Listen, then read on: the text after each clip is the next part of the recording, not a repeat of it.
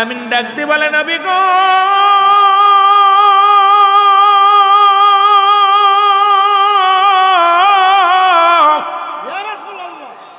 যে জবান দিয়া নবী গো আপনাকে নানু ভাই বলে ডাক দেয়, যে জবান দিয়ে এত সুন্দর বাণী শোনাইল নবী গো, এমন একটা দিন আসবে কালেমার দাওয়াত দিতে যাইয়া আপনারা হাসান রাদিয়াল্লাহু তাআলা এই পবিত্র মুখ দিয়া নিষ্ঠুর বাহিনীরা কি বিষপান করায়া দুনিয়া থেকে বিদায় করে দিবে।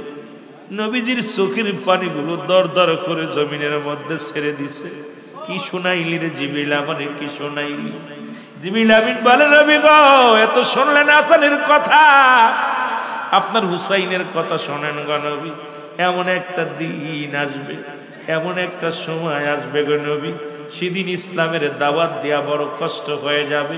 ওই মানব রূপে পৃথিবীর মধ্যে মানুষ রূপে কিছু মানুষ বাস করবে, তাদের দিলে কোনো মায়া থাকবে না, সম্পদমুখী হয়ে যাবে। ইয়া রাসূলুল্লাহ, ইয়া হাবিবাল্লাহ, ওই মানুষগুলো আপনার হুসাইনের গলার মধ্যে ছুরি চালায়া দিবে। আমার নবীজি দুই ভাইকে বুকের মধ্যে নিয়া টান দিয়া নিয়া হুসাইনের মুসলমান হাসানের মুখের মধ্যে সুমা লাগাইছে,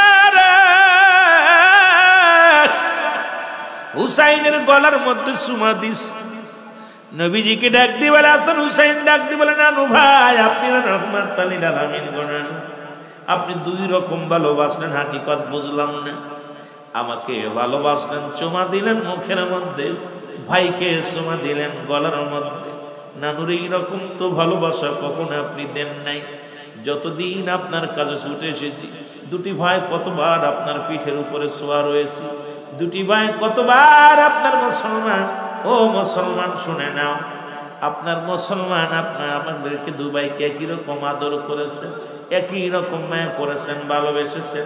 আজকে ভালোবাসার ধারণ বুঝতে পারলাম না।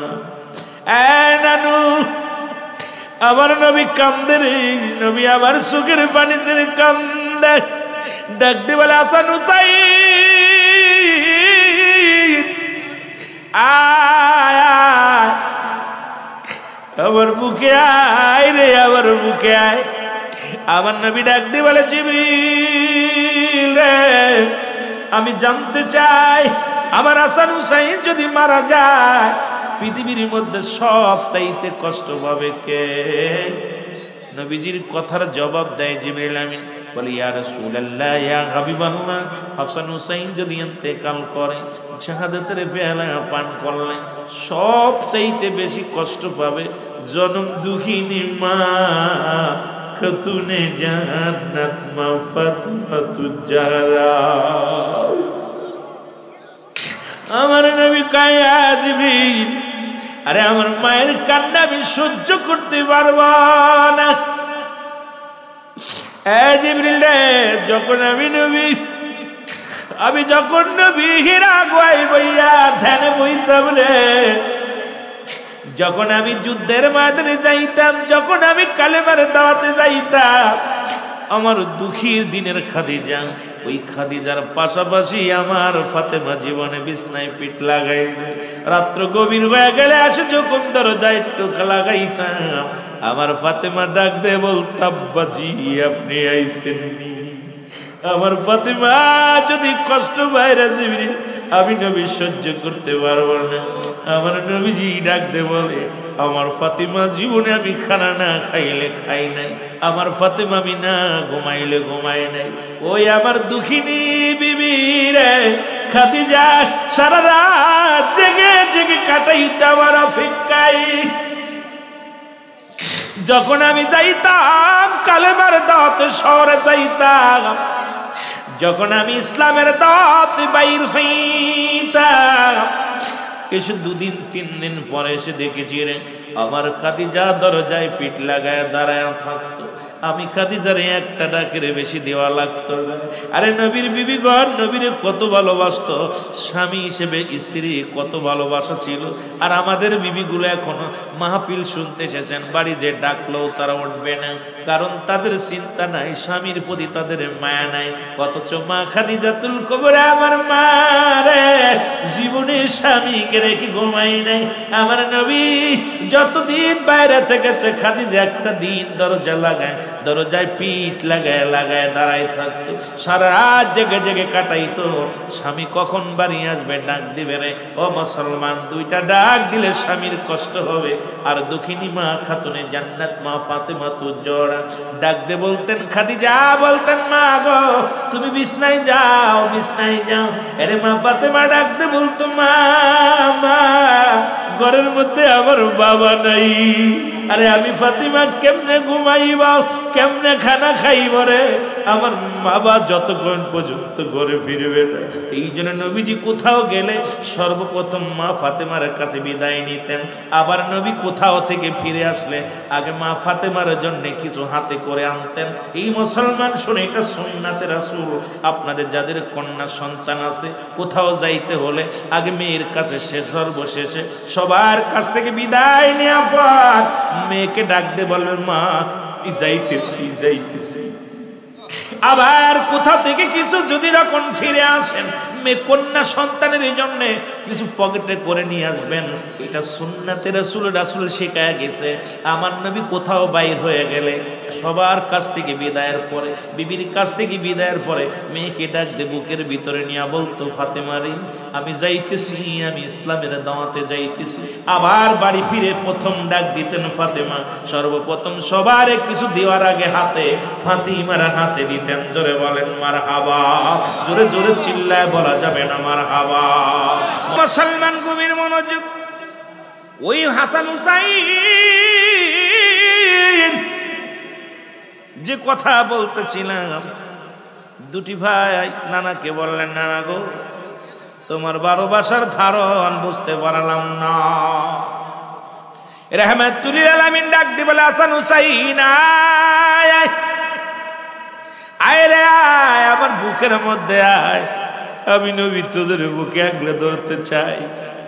এমন সময় জিবরিল আমিন, মনে আসেনি রে বাবা, জিবরিল আমিনকে নবী ডাক দিয়ে বলে জিবরিল আমিন রে, হাসান হুসাইন ইন্তেকাল করলে সব চাইতে বেশি কষ্ট পাবে কে? মনে আসেনি? কথা গান মনে আছে? ওই নবী গো সবচেয়ে বেশি কষ্ট পাবে জনম দুঃখিনী মায়। আমার নবী কয় জিবরিল, জিবরিল রে আমি তোরে বলে গেলাম রে জিবরিল, আমার মুহাম্মদ আমার সামনে দাঁড়ায় আছে রে মুসলমান, নবীজির কলিজার টুকরা সন্তান আমার মুসলমান। নবীজি ডাক দে বলে জিবরিল রে এখন যদি নিয়ে যায় রে আমার ফাতিমা বড্ড কষ্ট পাবে। আমার হাসান হুসাইনকে আমি বুকে আগলে রাখলাম, আমার কলিজার টুকরা সন্তানকে আমি বিদায় করে দিলাম। নবীর নিজের কলিজার টুকরা সন্তান নবী ডাকতে বলে জিবরিল আমার ইব্রাহিম, নবীর এক সন্তানের নাম ছিল ইব্রাহিম। উনি ছোট্ট মানুষ, হাসান হুসাইনের জুড়ি ছিল, তিনজন একই সাথে খেলা করত। কথাগুলো ভালো করে লক্ষ্য করে শুনবেন। নবীজি বলে জিবরিল রে আমার ইব্রাহিম তো নানা বাকুর মামা বাগনি খেলা করে, মজা লাগে, তিনজন একই জায়গা দাঁড়ায় খেলা করে, একই সাথে দুলাবালি মাখে রে। ওরা জিবরিল আবার ইব্রাহিমকে যদি নিয়ে যাও কষ্ট পাবে কে? বলে ইয়া রাসূলুল্লাহ সব চাইতে বেশি কষ্ট পাবেন আপনি। আমার নবী কয় জিবরিল তুমি রব্বি কারীমকে যা বলো, আজকে আমার হাসান হুসাইনকে আমি বুকে আগলে রাখলাম, আমার ইব্রাহিমকে চিরবিদায় করে দিলাম। হাসান হুসাইনকে কত ভালোবাসে আমার নবী, নিজের সন্তানকে কুরবানি দিয়ে নাতি দুইটারে আগলে রাখছে বুকের মধ্যে। তাদেরকে যারা হত্যা করলো নবী সহ্য করবে কেমনে রে? আমার নবী সহ্য করতে পারবে না। আমার নবী মায়ের নবী রে হাসান হুসাইনকে এত ভালোবাসতো, নিজের কলিজার টুকরা সন্তানের বিদায় করে দিয়া নাতিদের রাখছে বুকে আগলাইয়া। জোরে জোরে চিল্লায়া বলা যাবে না আল্লাহু আকবার, জোরে জোরে চিল্লায়া বলা যাবে না আল্লাহু আকবার। মুসলমান গভীর মনোযোগ। দুটি ভাই বাড়ি রওনা হয়ে গেল। মাকে যা বলে মা খাতুনে জান্নাত মা ফাতিমা তুজুরাকে ডাক দিয়ে বলে মা মা নানার ভালোবাসার দারুণ ভালো না। হুসাইন কয় নানা জান আজকে কেমনে ভালোবাসছে রে মা শোনো। হাসান কয় মা গো নানা জান কেমনে ভালোবাসছে শোনো। দুটি ভাইকে মা ফাতিমা তুজোরা পাশে বসাইয়া ডাক দিয়ে বলে বাজান রে কি বলতে চাও বলো, আমার বাবার বিরুদ্ধে কি অভিযোগ বলো। বলে আজকে তোমার বাবার বিরুদ্ধে বড় অভিযোগ আছে গো মা।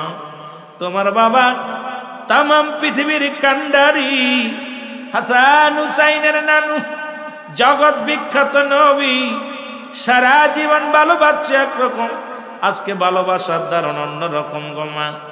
মা গো আমার মা ফাতেমা ডাক দে বলে বাজান রে কি বলতে চাও বলো। হাসান ডাক দে বলে মা নানু ভাই আমারে বুকের মধ্যে টান দিয়া আমার বুক গালের মুখের মধ্যে একটা সুমা লাগাইয়া চোখের পানিগুলো দর দর করে ছেড়ে দিয়েছে। আমার হাসান হুসাইন ডাক দিয়ে বলে মা মা। হাসানের বুকের মধ্যে নিয়ে নানু দেখি কান্দা, চোখের পানিগুলো ছেড়ে কান্দে রে। আবার আমাকে ডাক দিয়া নিল রে মা। ডাক দিয়ে নিয়ে আমার গলার মধ্যে সুমা লাগাই দিছে রে মা। মা গো দুই ভাইকে দুই রকম ভালোবাসলো। আমার মা ফাতেমা ডাকতে বলে সন্তান রে দ্বারা আমি শুনে আসি আমার বাবা যান আজকে ভালোবাসার ধারণ কেন পাল্টে গেছে একটু জানতে হবে, হাকিকত আমি জেনে আসি। রাহমাতুল আলামিনের কদমের মধ্যে ছুটে আসলেন মা ফাতেমা তুজোরা। ডাকতে বলে বাবা আমার বাবা যান আজকে জানতে চাই হাসান হুসাইন আপনার বিরুদ্ধে একটা অভিযোগ জানাইছে, অভিযোগটা আমি একটু জানতে চাই। নবীজি বললেন কি অভিযোগ বলো। বলে আব্বা জান দুটি ভাইকে দুই রকম ভালোবাসেন। আমার নবী কয় ফাতেমারে শোনো কেন ভালোবাসিস শোনো। আরে ফাতেমা সারা পৃথিবীর মধ্যে আমি নবী উম্মতের কান্ডারি, উম্মতের দরদি। ও ফাতেমা শোনো এমন একটা দিন আসবে আমার হাসান ইসলামের দাওয়াত দিতে যাইয়া শত্রুপক্ষ তাকে মুখের মধ্যে বিষ পান করাইয়া দুনিয়া থেকে বিদায় করে দিবে।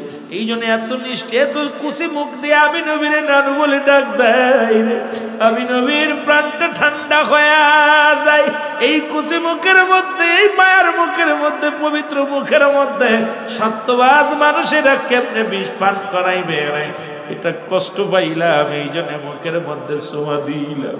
এই পবিত্র মুখের মধ্যে কেমনে বিষ পান করাইবে। ওরে ফাতেমা শোন দ্বিতীয় হলো এমন একটা দিন আসবে সেদিন আমার হুসাইনের গলার মধ্যে মানুষ ছুরি চালায়া দিবে। এই গলার এখন যে গলার মধ্যে নবীজি আমার হুসাইন আমার হাসান হুসাইন কালেমার দাওয়াত দিতে যাইয়া ইসলামের বাণী শুনাইতে যাইয়া দুনিয়ার মধ্যে শাহাদাতের পেয়ালা পান করবে। আমি নবী জিবরিলের কথা শুনিয়া সহ্য করতে পারি নাই, তাই তো দুই ভাইকে দুইটা ধরনের ভালোবাসি রে ফাতেমা। তুমিও ধৈর্য ধরো, তুমিও ধৈর্য ধরো, দোয়া করো আমার পাপী উম্মতের জন্য।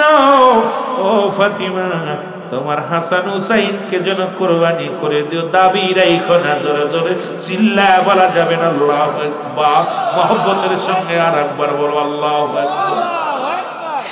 এ মুসলমান কবির মনোযোগ, একই অবস্থা হুসাইন। আমি বলতেছিলাম এই শাহাদায়ে কারবালার স্মরণে আলোচনা করলে 2-4 রাত পরে বললেও শেষ করা যাবে না। আর সংক্ষিপ্ত আকারে বলতে একটু কষ্ট হবে, আপনাদের বুঝতে তবু বলতে হবে। নবীজি ইন্তেকাল করলেন, 4 খলিফা বিদায় নিলেন। হাসান হুসাইনের মা খাতুনে জান্নাত মা ফাতেমা তুজোরা বিদায় নিলেন। আসলেন আমিরে মুয়াবিয়া ক্ষমতায় আসলেন। 30 বছর পূর্ণ হয়ে গেল। নবীজি বলে গেছেন আমিরে মুয়াবিয়া রে ও মুসলমান শুনে নাও। নবীজি তো অনেকে বলে নবীজি ভবিষ্যৎবাণী গায়েব জানে না। ওরে মুসলমান আতাই গায়েব, জাতিগত গায়েব, গায়েবের বিষয় একটু পড়ে নেবেন বাবারা আমার, শুনে নেন। আল গায়েব আতাই গা মুসলমান জাতিগত গায়েব যেটা আল্লাহ জানিয়ে দেন এবং আমার নবীকে আমার আল্লাহ জানিয়ে জানিয়ে দেন। এটা হলো মুসলমান জাতিগত গায়েব। আরেকটাতে গায়েব আল্লাহ যেটা জানেন সেটা জানতে পারে, কিন্তু নবীজি রাহমাতুল লিল আলামিন কাল্লা, অতীত বর্তমানের অনেক বিষয় আল্লাহ রাব্বুল আলামিন আমার হাবিবকে জানায়া দিতেন। জোরে জোরে চিল্লায় বলা যাবে না মারহাবা, আর একটু জোরে জোরে চিল্লায় বলা যাবে না মারহাবা। ওরে আমরা গুনাহগার গো নবী, আমরা গুনাহগারে ভালো হয়, আমরা গুনাহগারে ও নবী গো আমরা সালাতু সালাম জানাই, সালাতু সালাম জানাই আপনার উপরে, বলেন সালাতু সালাম জানাই আপনার উপরে ও নবী গো আমরা গুনাহগারে, বলেন আমরা গুনাহগারে ও নবী গো ও নবী ও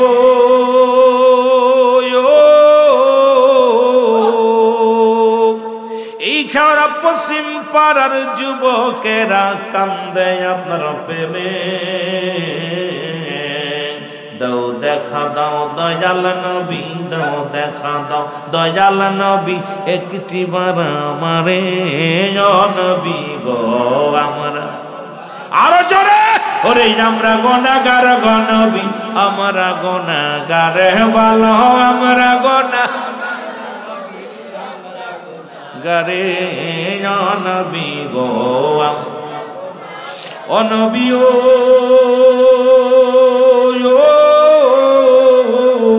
ও গো নাই যে টাকা নাই যে পয়সা, কান্দি বাংলাদেশে, কেমনে পাইব আপনাই, কেমনে পাইব আপনাই স্বপনের মাঝে ও নবী গো আমরা গুনাহগারে ভালো, আমরা গুনাহগার গো নবী, আমরা গুনাহগারে ভালো, আমরা গুনাহগারে ও নবী গো ও নবী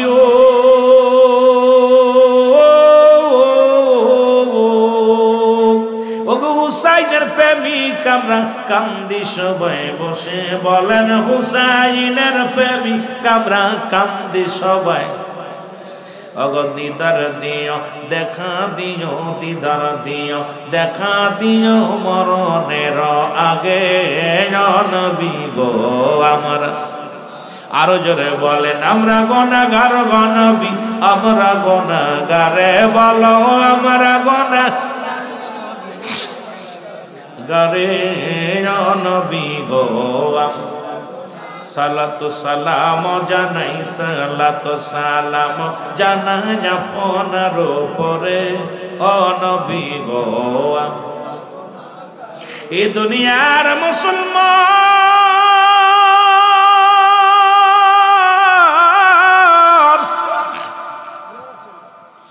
রাহমাতুল লিল আলামিন চির বিদায় হয়ে গেলেন, 4 খলিফা বিদায় হয়ে গেল।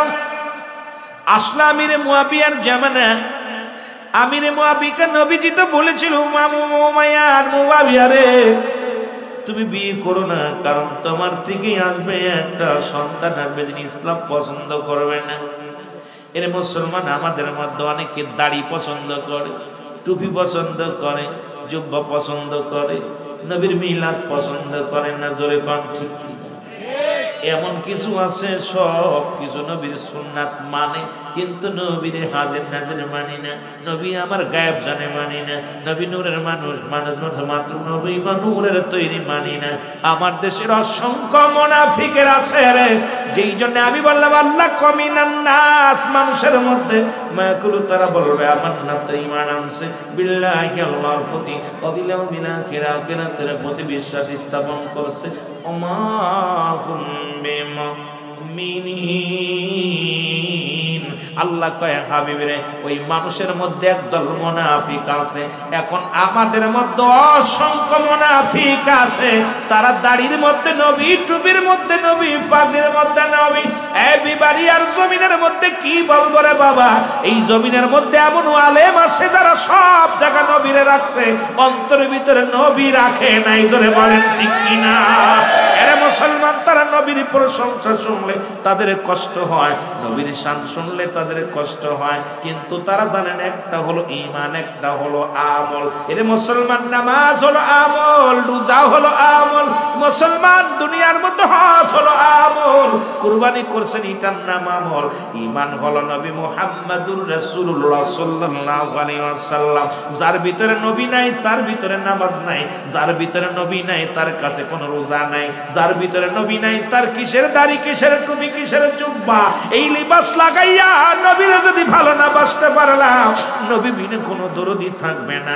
এই জন্য মুসলমান, ইবাদতের আগে ঈমান আনতে হবে। যেমন নামাজের পড়ার আগে পূর্ব শর্ত মুসলমান ওযু, এখন আমলের পূর্ব শর্ত হলো ঈমান। এই জন্য ঈমান ও আমল হলো আমার নবী রাহমাতুল লিল আলামিন। জোরে জোরে বলেন মারহাবা। কষ্ট হচ্ছে? আছে না বিবারিয়া জমিনে? এই আপনার ঈদের আগে একটা মাহফিল করতেলাম আপনাদের বিবারিয়ার জমিনে, ওই মাঠ আপনার চরণ সালে বিবারিয়ার ভিতর দেখিছি। আইরে যায় দেখি সব ওই দলের লোক। এখন যে মিলাদ করি সব করা হুজুর, হুজুর মিলাদ বাদ দেওয়া যায় না। আমি আমার দাওয়াত দিছি, তুই জানিস না আমি কোন দলের লোক? আমি কি মিলাদের লোক? তোরা এই নেট দেখে দাওয়াত দিছিস না? কয় হ হুজুর নেট দেখে দাওয়াত দিছি। বেয়াদব, তুই আমার নেট দেখে দাওয়াত দিছিস, জানিস যে আমি কিয়াম করি, মিলাদ করি, আমার দাওয়াত দিলি কেন? কয় হুজুর আপনার কথা ভাল লাগে এই জন্য দিছি। তো ভাল লাগলে আমার 2 ঘন্টা টাইম দিয়ে 2 ঘন্টার ভিতরে মিলাদ করবো, কিয়াম করবো, ভাল লাগলে পড়বি, না হলে চলে যাবি। দাওয়াত দেয় না ফাজলিম মারো। কয় হুজুর মনে কিছু করেন না, মিলাদ দাবাদ অন্য কিছু করেন, দুরূদ শরীফ ভাল লাগে না। হাই আমি আশ্চর্য হয়ে গেছি, বুঝলেননি? মিলাদ শরীফ কয় হুজুরে, এবার কয় নবী সালাম আলাইকুম। আমি শোন, সুন্নিরা যে দুরূদ শরীফ পড়ে আমি কিতাব থেকে প্রমাণ করব, আর দুরূদ ইব্রাহিমেরটা প্রমাণ করে দিবি যে কিতাবে আছে। কোন কিতাবে আছে? আর আমরা আল্লাহুম্মা সাল্লি আলা সাইয়্যিদিনা মাওলানা মুহাম্মদ বলি। এই দুরূদ বুখারীতে আছে, এই দুরূদ মুসলিমে আছে, তিরমিজি শরীফে আছে। এই দুরূদ যদি আমি যদি না বলতে পারি, তাহলে আমি আজ জীবনে দুরূদ পড়তাম না। কথা বুঝেননি? হুজুর সব ঠিক আছে আমরা মানি, কিন্তু দুরূদ শরীফটা বাদে ওই আপনারা জিকির করেন, ওই লাইলা জিকির করেন। আমি লাইলা জিকির করে দুরূদ না বলি, লাইলা পাবি কই রে? এই ওই বেটা বুঝোস নি? এখন আমার ওয়াজ শুনছে সব লোকজন বইছে, 3-4 জন হাফেজ সাহেব বইছে সামনে, বয়া ওর ওয়াজের শেষে কয় হুজুর আসলে আমাদের একটা ভুল ধারণা ছিল। আমি কই ভুল ধারণা? পাটিগণিতের একটা সূত্র, বীজগণিতের একটা সূত্র, এগুলো সূত্র না জানলে অঙ্ক করা যায় না। সুতরাং তোরা যে বিদ্যা পড়ছুর, হাই স্কুলে একটা জ্ঞান, প্রাইমারিতে একটা জ্ঞান, সরেয়া সরুয়া ব্যঞ্জন বর্ণ স্বরবর্ণ সব ঠিক আছে, পড়ার ধারণ বদলা যায়। আমরা ছোট 1-এ পড়ছি সরুয়া সরেয়া রস্বই দীর্ঘই, 2-তে উঠলে আরো সরেয়া সরা করলে চলবো না।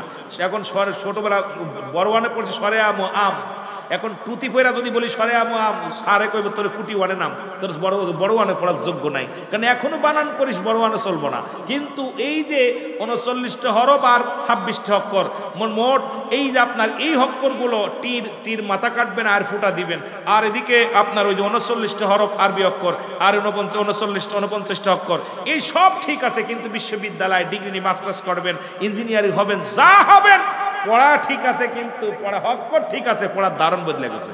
যারা বলেন ঠিক কিনা? এই জন্য আমার দেশের অনেক ভাই এই ভুলটা করি। আমরা যারা চিন্তা করি, স্কুলে পড়েছি যারা, মনে করি এটাই ঠিক। এই জন্য আমি বলি ভাই, এই জন্য অ্যারিস্টটল, সক্রেটিস বই লেখা পর বলছে নো দাইসেল, নিজেকে নিজে চিনতে হবে, নিজের নফসকে চিনতে হবে, কলবুস সালিম, আত্মাটাকে প্রসিদ্ধ করতে হবে। কিন্তু আমার যুগে খালি অন্যের নিয়ে ব্যবস্থা। আপনি পড়েন না, গীতা পড়েন, এর ভিতরে জ্ঞান পাবেন, আপনি বাংলা পড়েন জ্ঞান পাবেন, আর বাইবেল পড়েন জ্ঞান পাবেন, কিন্তু ওর ভিতরে ধরতে হবে পড়া অক্ষর ঠিক আছে, ধারণ বদলে যায়। জোরে বলেন ঠিক কিনা? সূরা ফাতিহা আমি একরকম পড়বো, ইমাম সাহেব একরকম পড়বো, এ ভাই একরকম পড়বো, ভাই একরকম পড়বে। পড়া ঠিক আছে, হরফ ঠিক আছে, সুর বদলে গেছে। কথা কয় না কেন? পড়া ঠিক আছে, সুর বদলে গেছে। এই জন্য আমি বলবো ভাই আপনাদের পড়তে হবে। এই জন্য আমাদের যুগে আমরা যখন খেলেছি পুতুল খেলা, তোমরা এখন সেই বয়সে লেখাপড়া করো মেলা। যেটা বলেন ঠিক কিনা? এখন বেশি বেশি লেখাপড়া করলে পারে। আমরা সুন্নি কেন হয়েছি এটা বুঝতে লাগলে আপনারা যখন ঢুকবেন এর ভিতরে বুঝবেন কেন সুন্নি হয়েছি। কথা বুঝিনি তখন আপনিও কানবেন, জাহিরে কি ভুল করেছিলাম। কি ভুল করেছিলাম, অতীতের জীবন সব মিশে। কারণ এই যে সুন্নি, তোর আমরা সুন্নি সুন্নি বলে নবী নবী বলে ফালাফালি করি, লাফালাফি করি, কেন যে নবী বলি এর হাকিকত বুঝতে হলে নবীর প্রেমে ঢুকতে হবে। জোরে বলেন ঠিক কিনা, আরো জোরে বলেন ঠিক কিনা। একটু মহব্বতের সঙ্গে দুরূদ শরীফ পড়েন। আল্লাহুম্মা সা কই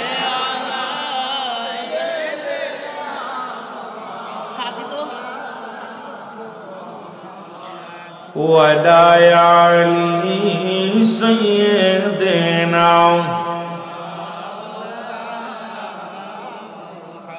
আমার বন্ধুগণ গভীর মনোযোগ। রাসূল বললেন আমির মুআবিয়ার বিয়ে করবি না। মুআবিয়ার এমন একটা রোগ হলো, বিয়ে না করলো রোগ সারে না, বিয়ে করলো জন্ম নিছে কে? ইয়াজিদ। আর সেই ইয়াজিদকে যারা রহমাতুল্লাহ বলে, আমি বলি এদের জন্মের ভিতরে ভেজাল আছে। যারা বলেন ঠিক, রাগ করেন না, অনেকে আছে এই দলের। ইয়াজিদকে কয় ওরে 100 রাকাত নামাজ পড়তো। এক পীর সাহেব দিয়ে ওয়াজ করতেছে, কয় হুজুরি এত রাকাত নামাজ পড়তো। দামেস্কের মসজিদের ইমাম ছিল ইয়াজিদ। আপনাদের ইমামের পিছনে নামাজ পড়ে কয়শো মুসল্লি? হয়তো 500 হইব না 1000 হইব আর 400। আর ইয়াজিদের পিছনে নামাজ পড়তে 1.25 লক্ষ মানুষ। কত লক্ষ? মুআবিয়ার ছেলে ইয়াজিদ চিন্তা করে, যদি হাসান হুসাইন বেঁচে থাকে, হাসান রাদিয়াল্লাহু তাআলা আনহু, হুসাইন রাদিয়াল্লাহু তাআলা আনহু যদি বেঁচে থাকে, ক্ষমতা তো দূরের কথা, চেয়ারটায় বসার সম্ভাবনা, যে কোনো মূল্যে তারে মারা লাগবে। মারার যন্ত্রে ষড়যন্ত্র করলেন, সবার কাছে পরামর্শ করে, আসলেন এক মহিলার কাছে। মহিলারা আজকে বাংলাদেশের ফেতনার মূল 2 মহিলা, রাগ করবেন না, কারণ মহিলা বাড়ির সব। ওই যে একটা গান গায়ে, এতদিনই বুঝলাম আমি ঘরের নষ্ট সব নারী নষ্ট সব মূল, না কি যেন এটা কয়। মুসলমান গভীর মনোযোগ।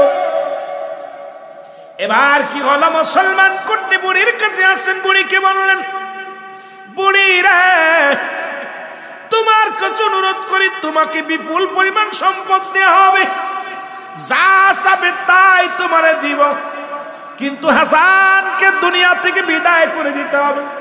হাসান তো এখন পুরো বুঝমান হয়ে গেছে, চেয়ারে বসার যোগ্য হয়ে গেছে রে। যদি হাসানকে হত্যা করা না হয়, তাহলে তো এই চেয়ার আমি পাবো না, চেয়ারে আমি বসতে পারবো না।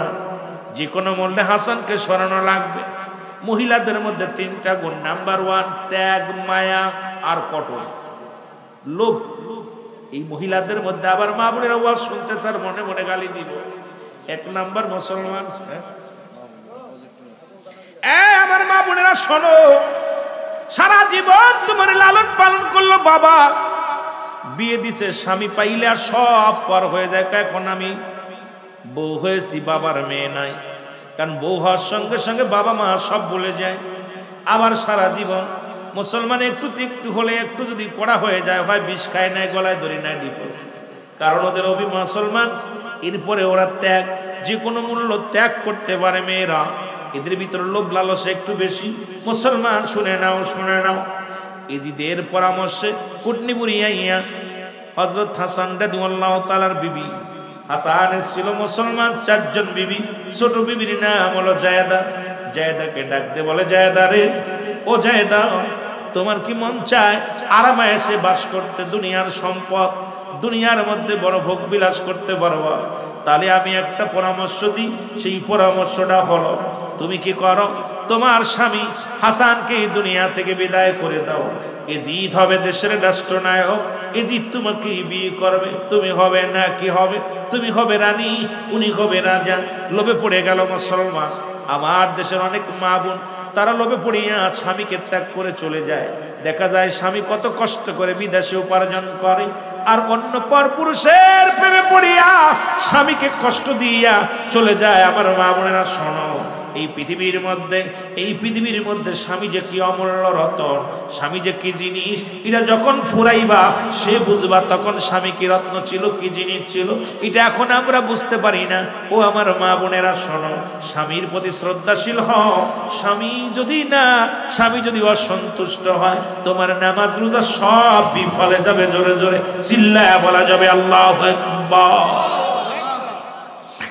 বন্ধুগণ শোনো, হাসান রাদিয়াল্লাহু তাআলা আসলেন, আসার পর মুসলমান জায়েদা শরবত আনিয়া দিলেন, স্বামীরে এই নাও গরমের মধ্যে এত শরবত খাও, হাতের মধ্যে নিও। যখন মুসলমান মুখে দিলেন, বিষটা তার অন্তর মুসলমান বুক পেটের ভিতর ঢুকে গেছে। ডাক দে কয়, বিবি রে তুমি কি খাওয়াইলা? ও বিবি তুমি আমারে কি খাওয়াইলা? কয় না শরবত খাওয়াইলা। কয় না রে বিবি না, তুমি লোভে পড়ে গেছো, আমাকে তুমি কি খাওয়াইলা? কয় না তোমারে কিচ্ছু খাওয়াই নাই। উসা হাসান রাদিয়াল্লাহু তাআলা ডাক দি, কোথায় রে আমার জোরের ভাই? বাইরে কোথায়? আয় আমি উসাই, আমি হাসান আর চিরদিনের বিদায় নিব। হাসান যখন ডাক দিছে, হুসাইন রাদিয়াল্লাহু তাআলা চলে আসছে। হাসান রাদিয়াল্লাহু তাআলার পায়ের রগগুলো মাথা মধ্যে গুটিয়ে আসছে, বসনবান সুন্দর চেহারা খানা নীল বর্ণ হয়ে গেছে। হাসান রাদিয়াল্লাহু তাআলা চিৎকার দিয়ে বলে, ও ভাই হোসেন রে আয় আমার কাছে। হোসেন রাদিয়াল্লাহু তাআলা যখন কাছে আসলেন, হোসেন রাদিয়াল্লাহু তাআলা ডাক দিয়ে বলে, ভাই হাসান রে কে তোমাকে বিষ পান করাইছে? একটু বলে দাও, কে তোমাকে পান করাইলেন? হাসান রাদিয়াল্লাহু তাআলা ডাক দিয়ে বলে, ভাই হোসেন রে কি আমি তোমারে বলবো না, আমি তোমারে বলবো না, তবে আমার পরে তোমার বড় বিপদ আসবে। আরে আমার মা জননী দোয়া করেছিল, দোয়া কবুল হয়ে গেছে রে। আমার নানা দোয়া করেছিল, দোয়া কবুল হয়ে গেছে। আমার নানা জি ডাক্তার, যদি তোমার স্ত্রী যে ছোট থাকে, স্বামী বুড়া হয়, খবরদার অবহেলা করবেন না।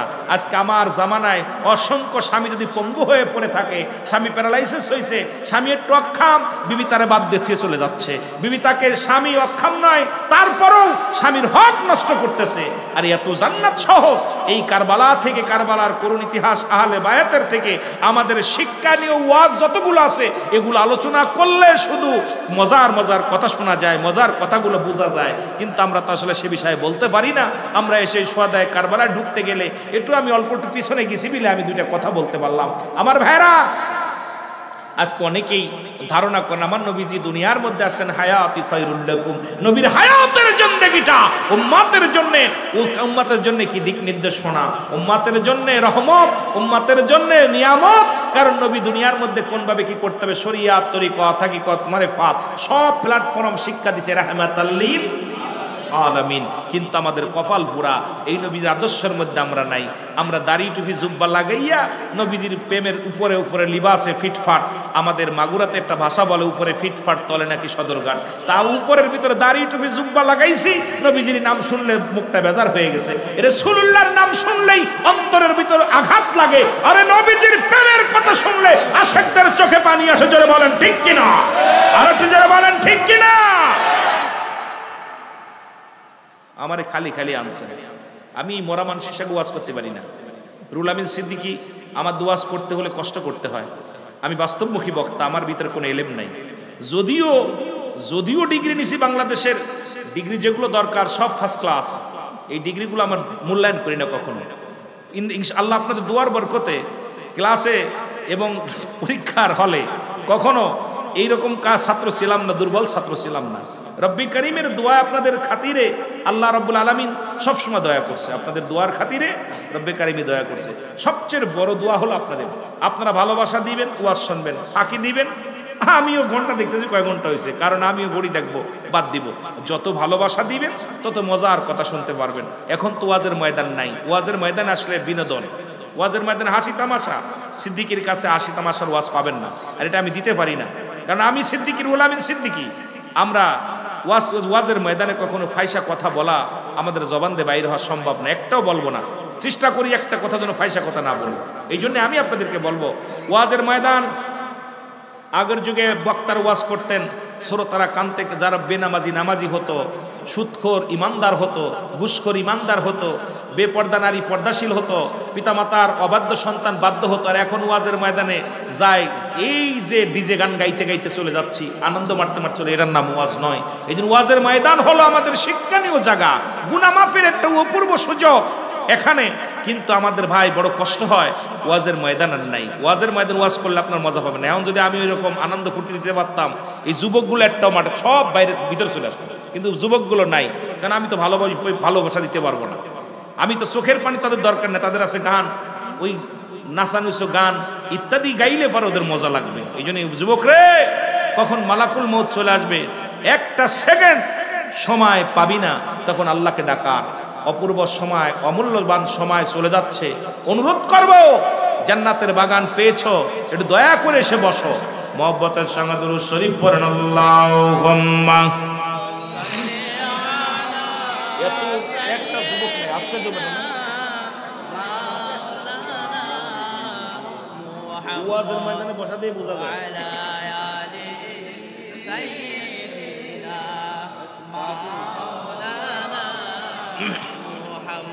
ওরে আজ না হয় কাল তুমি যাইবা কবরে, যাবার কালে দেখবে চেয়ে গো তোমার সবই রইল পড়ে, যাবার কালে দেখবে চেয়ে গো, বলো যাবার বেলায়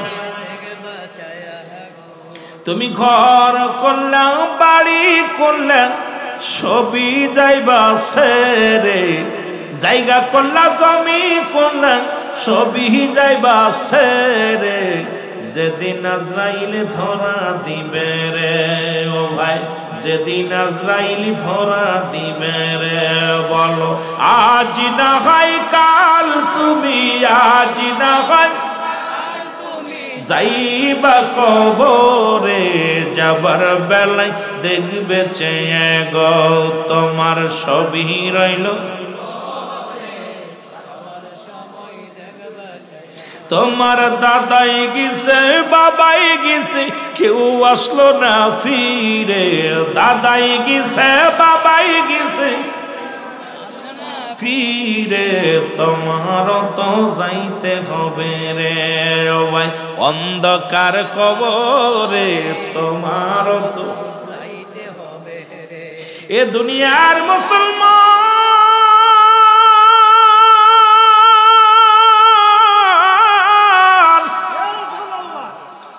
এ জীবন জীবন নয়, এমন একটা জীবন আসবে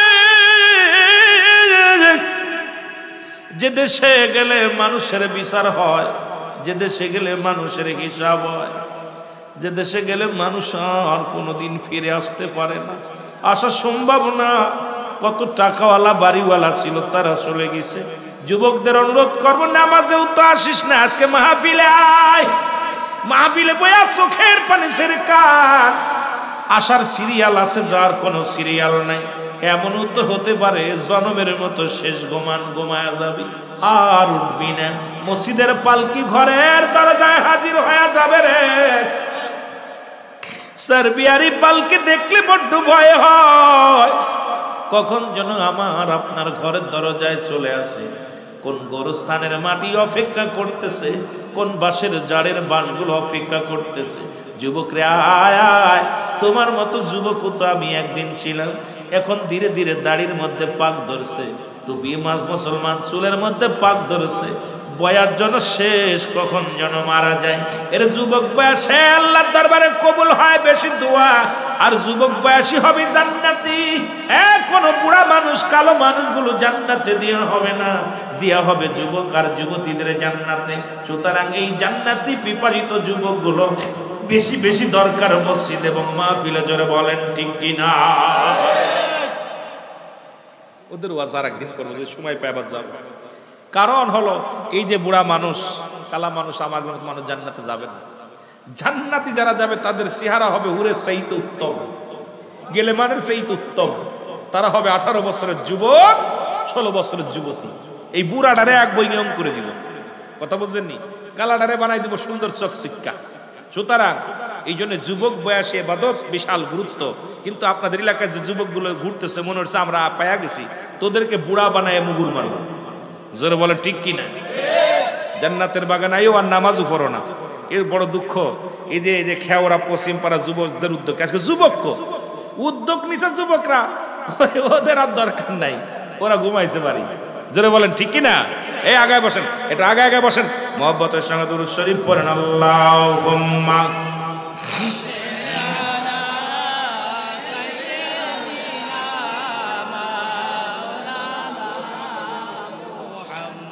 ওয়া লা